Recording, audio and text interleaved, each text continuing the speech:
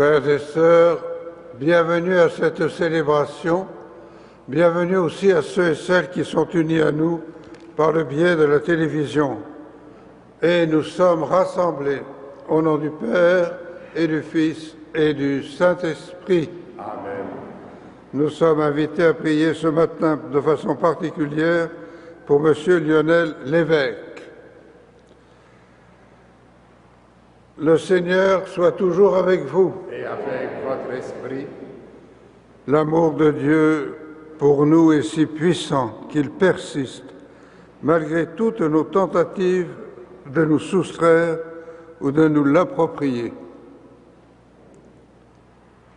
Dieu est ce Père affligé de notre éloignement qui attend patiemment notre retour à la maison. Reconnaissons notre péché. Seigneur Jésus, envoyé par le Père pour guérir et sauver les hommes, prends pitié de nous. Prends pitié de nous. Ô Christ venu dans le monde, appelez tous les pécheurs, prends pitié de nous. Prends pitié de nous. Seigneur, élevé dans la gloire du Père, où tu intercèdes pour nous, prends pitié de nous. Prends pitié de nous. Que Dieu tout-aimant nous fasse miséricorde, qu'il nous pardonne nos péchés et nous conduise à la vie éternelle. Amen. Prions le Seigneur.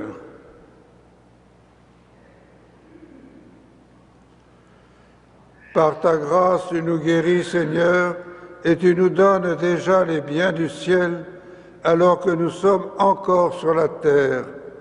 Dirige toi-même notre vie chaque jour, et conduis-la jusqu'à cette lumière où tu veux nous accueillir.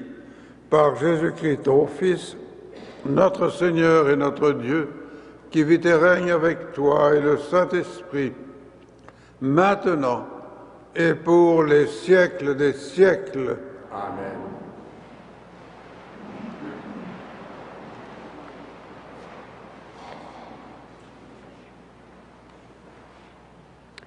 Du livre de Michée. Le prophète fit cette prière. Seigneur, avec ta houlette, sois le pasteur de ton peuple, du troupeau qui t'appartient, qui demeure isolé dans le maquis, entouré de vergers. Qu'il retrouve son pâturage à Bashan et Galaad, comme au jour d'autrefois. Comme au jour où tu sortis d'Égypte, tu lui feras voir des merveilles. Y a-t-il un Dieu comme toi? Tu enlèves le péché, tu pardonnes sa révolte au reste de ton peuple. Tu ne t'obstines pas dans ta colère, mais tu prends plaisir à faire grâce.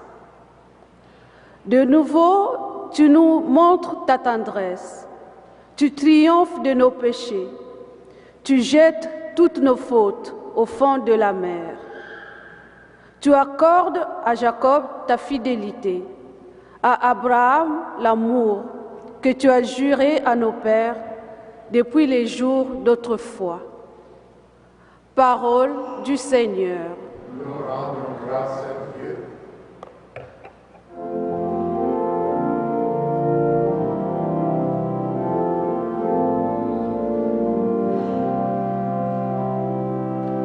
Béni sois-tu, Seigneur, Dieu de tendresse et d'amour.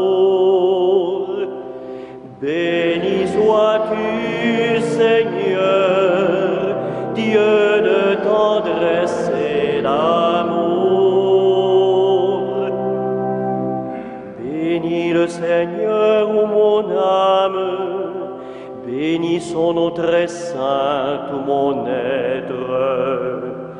Bénis le Seigneur, ô mon âme, n'oublie aucun de ses bienfaits. Car il pardonne toutes tes offenses et te guérit de toute maladie. Ils réclament ta vie à la tombe et te couronnent d'amour et de tendresse. Béni sois-tu, Seigneur, Dieu de tendresse et d'amour. Il n'est pas toujours en procès, ne maintient pas sans fin ses reproches.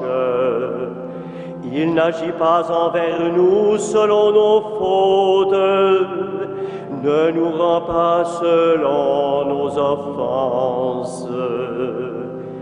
Comme le ciel domine la terre, fort est son amour pour qui le craint.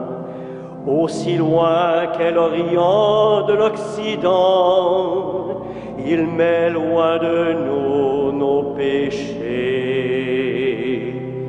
Béni sois-tu, Seigneur, Dieu de tendresse et d'amour.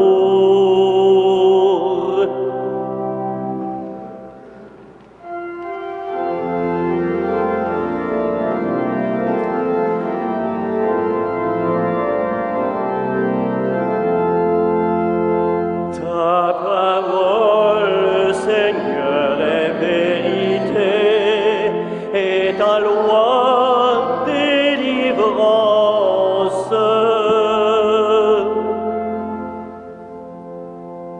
Nous avons reconnu l'amour de Dieu parmi nous. Si notre cœur nous accuse, Dieu est plus grand que notre cœur.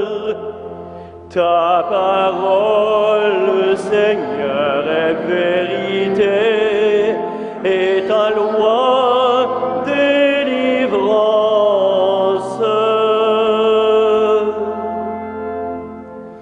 Le Seigneur soit avec vous. Et avec votre esprit. Bonne nouvelle de Jésus-Christ selon saint Luc. Gloire à toi, Seigneur. Les publicains et les pécheurs venaient tous à Jésus pour l'écouter. Les pharisiens et les scribes récriminaient contre lui. Cet homme fait bon accueil aux pécheurs et il mange avec eux. Alors Jésus leur dit cette parabole. Un homme avait 2 fils. Le plus jeune dit à son père, « Père, donne-moi la part d'héritage qui me revient. » Et le père fit le partage de ses biens. Peu de jours après, le plus jeune rassembla tout ce qu'il avait et il partit pour un pays lointain, où il gaspilla sa fortune en menant une vie de désordre. Quand il eut tout dépensé, une grande famine survint dans cette région et il commença à se trouver dans la misère. Il alla s'embaucher chez un homme du pays qu'il envoya dans ses champs garder des porcs. Il aurait bien voulu se remplir le ventre avec les gousses que mangeaient les porcs, mais personne ne lui donnait rien. Alors il réfléchit. Tant d'ouvriers chez mon père ont du pain en abondance, et moi je meurs ici de faim. Je vais retourner chez mon père, et je lui dirai, « Père, j'ai péché contre le ciel et contre toi. Je ne mérite plus d'être appelé ton fils.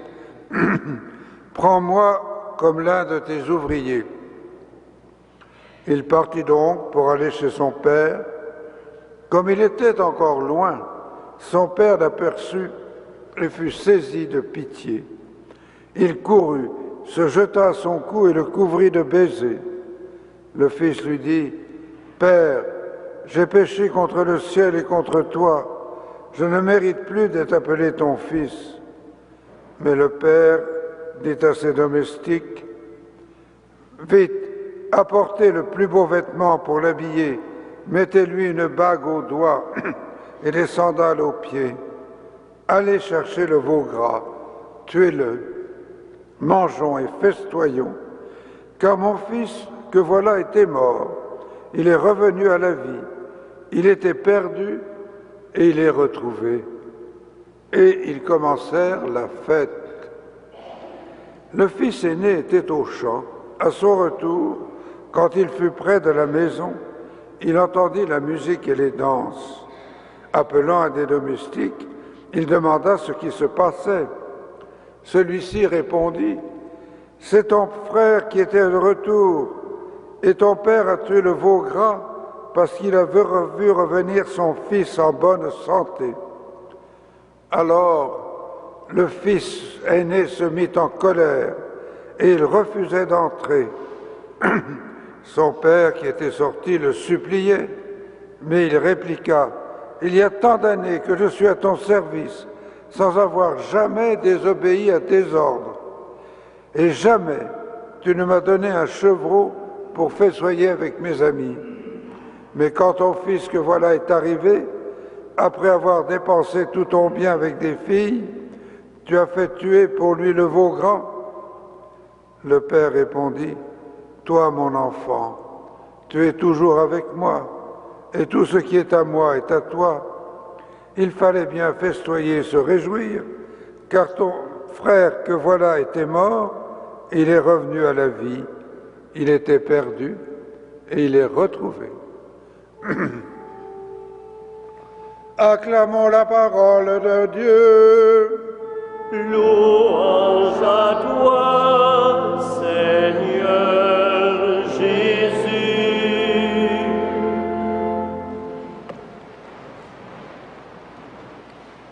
Nous connaissons bien ce texte d'Évangile qui est une des plus belles illustrations de la miséricorde de Dieu. Les personnages nous peuvent représenter Dieu, oui, comme Père miséricordieux, mais aussi nous représenter. Nous pouvons être ce fils aîné qui respecte toutes les lois, fait tout ce qu'on demande, ne déroge jamais, et qui s'imagine qu'à ce moment-là, l'amour de Dieu lui est acquis,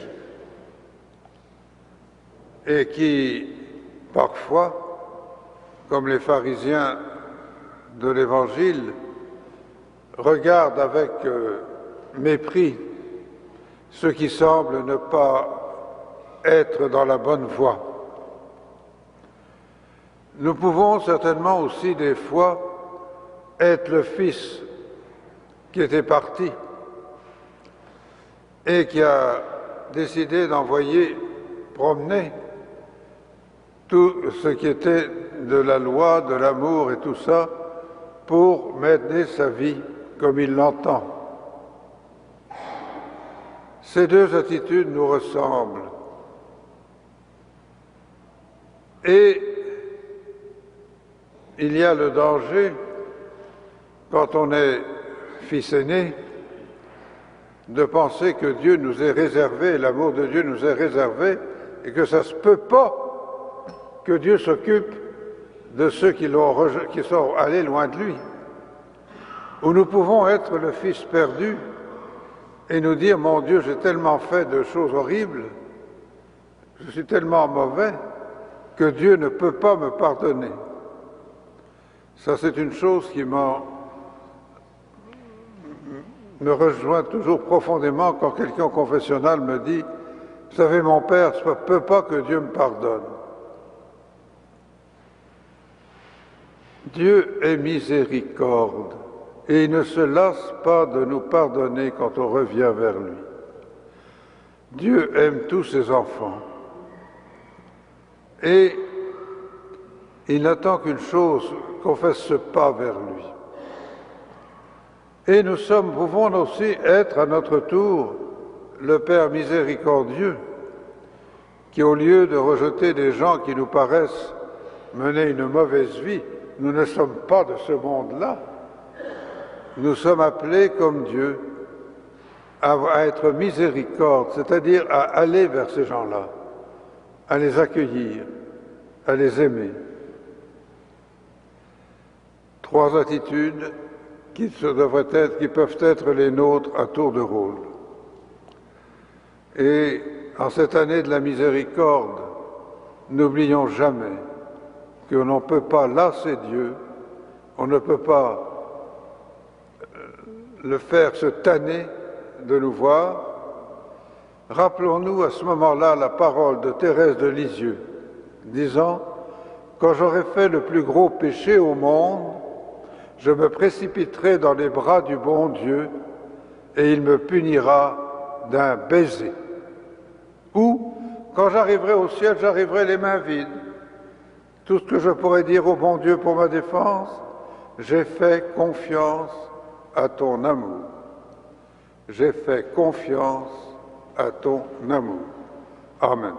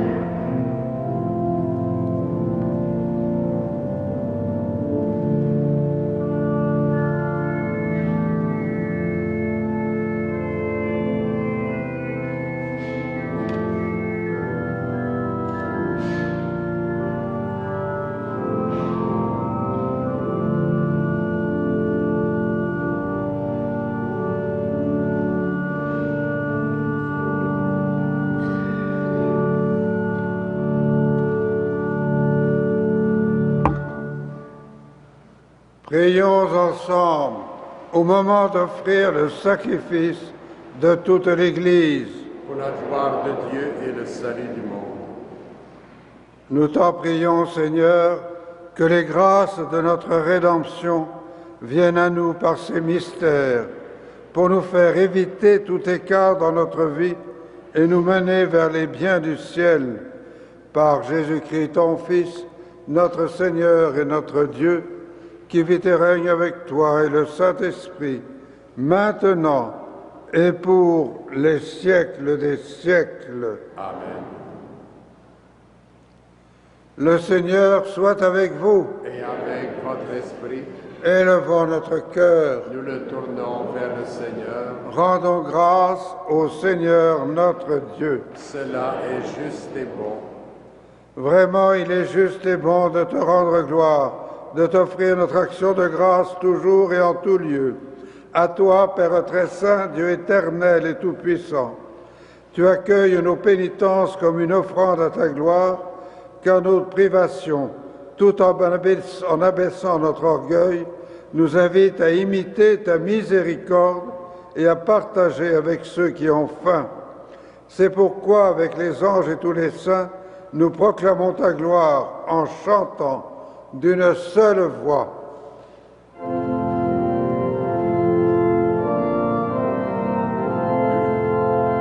Saint, Saint, Saint le Seigneur, Dieu de l'univers, le ciel et la terre sont remplis de ta gloire. Hosanna au plus haut des cieux, béni soit celui qui vient au nom du Seigneur. Hosanna au plus haut des cieux. Toi qui es vraiment saint, toi qui es la source de toute sainteté, Seigneur, nous te prions, sanctifie ces offrandes en répandant sur elles ton esprit, qu'elles deviennent pour nous le corps et le sang de Jésus le Christ, notre Seigneur. Au moment d'être livré et d'entrer librement dans sa passion, il prit le pain, il rendit grâce, il le rompit et le donna à ses disciples en disant: « Prenez et mangez-en tous, ceci est mon corps livré pour vous. »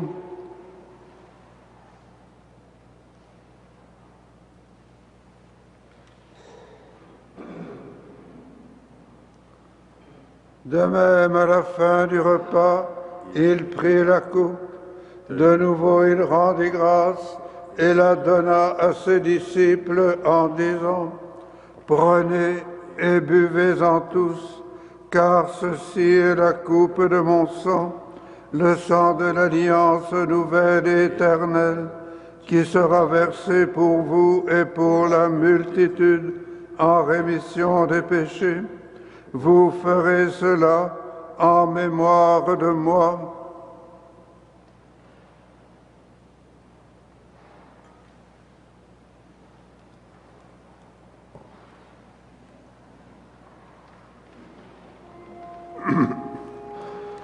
Il est grand le mystère de la foi.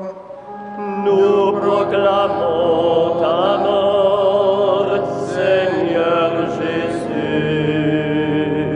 Nous célébrons ta résurrection.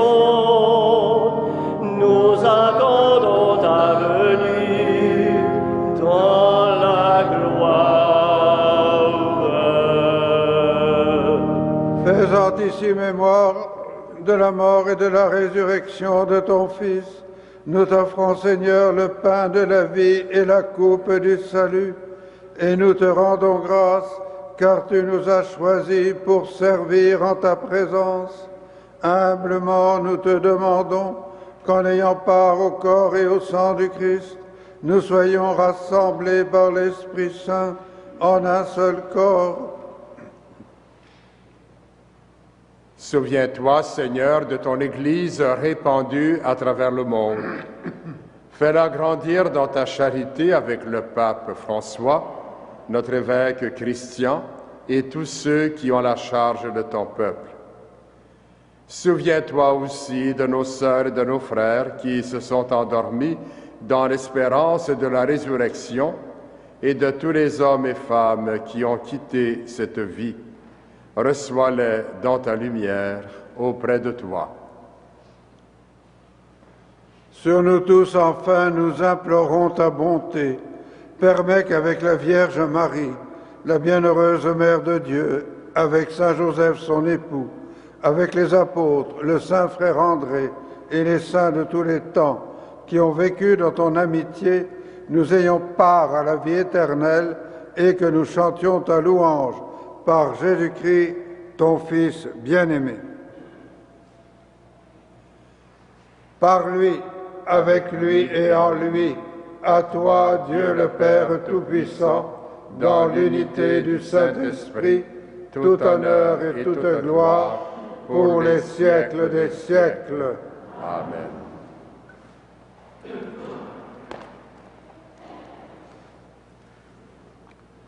Unis dans le même esprit, nous pouvons dire avec confiance la prière que nous avons reçue du Sauveur. Notre Père, qui es aux cieux, que ton nom soit sanctifié, que ton règne vienne, que ta volonté soit faite sur la terre comme au ciel. Donne-nous aujourd'hui notre pain de ce jour. Pardonne-nous nos offenses, comme nous pardonnons aussi à ceux qui nous ont offensés, et ne nous soumets pas à la tentation, mais délivre-nous du mal. Délivre-nous de tout mal, Seigneur, et donne la paix à notre temps.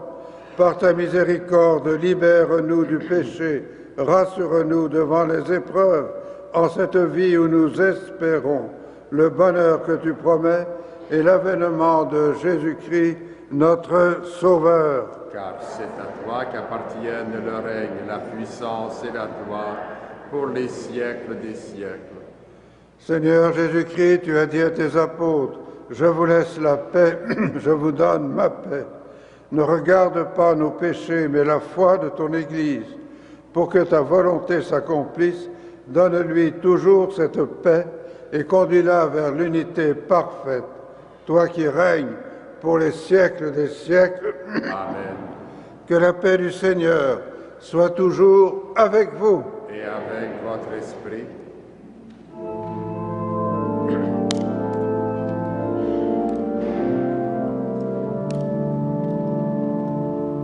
Agneau de Dieu qui enlève le péché du monde, prends pitié de nous, prends pitié de nous.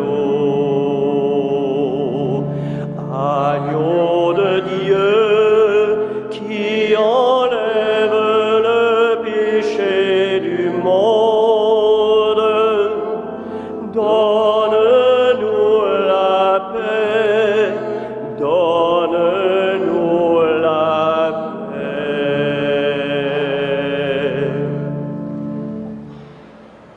Heureux les invités au repas du Seigneur. Voici l'agneau de Dieu qui enlève le péché du monde. Seigneur, je ne suis pas digne de te recevoir, mais dis seulement une parole et je serai guéri.